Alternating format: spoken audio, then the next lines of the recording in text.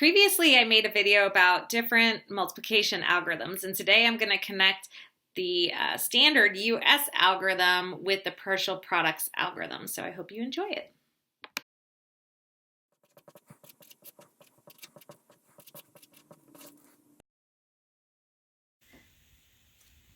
Okay, so there's a lot of hidden meaning and understanding of place value that goes into this standard algorithm. So I just showed you what it is, and if we talk through it, I'll go step by step the way we do the traditional algorithm. And so we would start with 17 times 23, and we say this is how it's commonly said. I'm not saying this is the right way. You would say 3 times 7 is 21, carry the 2. 3 times 1 is 3, add 2, and that's 4, 5. 2 times 7 is 14, carry the 1. 2 times 1 is 2, plus 1 is 3, and then you add it all down, and it's 391. Okay, so I'm going to go step by step with a little bit more meaning and say it more related to place value so you can kind of see the complexity of it. Okay, so when we say it with place value, you can kind of see there's a lot of hidden meaning in here. So 7 times 3 is 21. So you put down the 1, and that represents 1, 1. And then you have 2 tens, or 20. So a lot of people say you carry the 2, but really you're reminding yourself that you have 2 additional 10s, or 20 extra going on.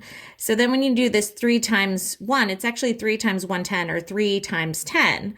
So 3 tens is 30, but then you have this extra 20 up here. So 30 plus 20 is 50, and so you can see it there. And then here, this is not really a 2, it's 2 tens, or 20. So you're doing 20 times 7. So 20 times 7, it's even hard to think about, right? It's 140. So you put this 4 down here, and then you're carrying 100. So that's tricky, right? So this 4 really represents 4 tens, the 40. And this 1 really represents 100. And so then you're doing 20 times 10. So 20 times 10, or 10 20s, is 200s. And then you have another 100 here. So when you put this 3 here, it really represents 3 100s. So then when we add down, you can see it's 391. Okay, so that's kind of confusing to students and adults, actually, if you think about it, because there's so much place value talk going on. So another option that people have encouraged is to use a partial products type model, which I'll show right now. So partial products is essentially the standard US algorithm, but it emphasizes place value a bit more. So what it looks like is this. 7 times 3 is 21. And so instead of carrying, you actually just write the product down here as 21. And then you do 3 times 10, or 3 times 110. I just think about it as 3 times 10, which is 30. And you can put it right there. And I'll put this side by side so you can kind of remember how we did the prior one.